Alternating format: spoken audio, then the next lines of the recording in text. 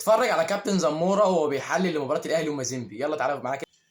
استمرارك لمشاهدة هذه اللعبة العبثية قول يا ستموني قول. هو أكتر شيء غير منطقي أنت بتعمله في حياتك. انا عارف وبتلاقي العبثيه حاسس كمان. إن طول ما أنت بتتفرج على كرة القدم ومش مقتنع إن اللعبة دي سكريبتات زي المصارعة. النادي الأكثر حظا في تاريخ كرة القدم. ما انا عارف. النادي الأهلي انا عارف بيفوز اللي هو اكتر على حظ. مازيمبي بثلاثية نظيفة وبيعبر إلى نهائي بطولة أفريقيا، النهائي الخامس على التوالي. في البداية مبروك لكل عشاق جمهور النادي الأهلي. يا سلام. مبروك الصعود للنهائي، مبروك على الانتصار الكبير اللي حققه الفريق على فريق مازيمبي. ولكن تيجي تبص على تفاصيل المباراه تحس ان في حاجه غلط. كره القدم حته البتاع الجلد المدوره دي اللي فيها بلف بتحب تخدم النادي الاهلي. ما هو ملك افريقيا يا ابني، ما تعرفش ان هو ملك افريقيا؟ في صف النادي الاهلي بتحب تفرح جمهور النادي الاهلي.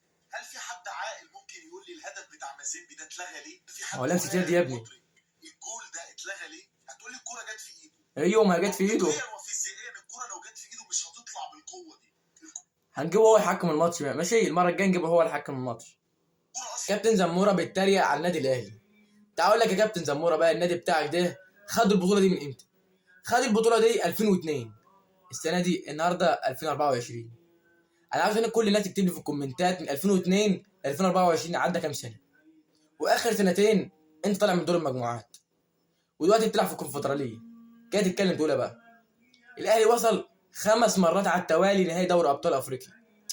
انت بتتكلم في ايه بقى؟ بتتكلم في إيه انت بقى؟ بتهبد انت في ايه؟ بس ارجع اقول لك تاني، الاهلي ملك افريقيا.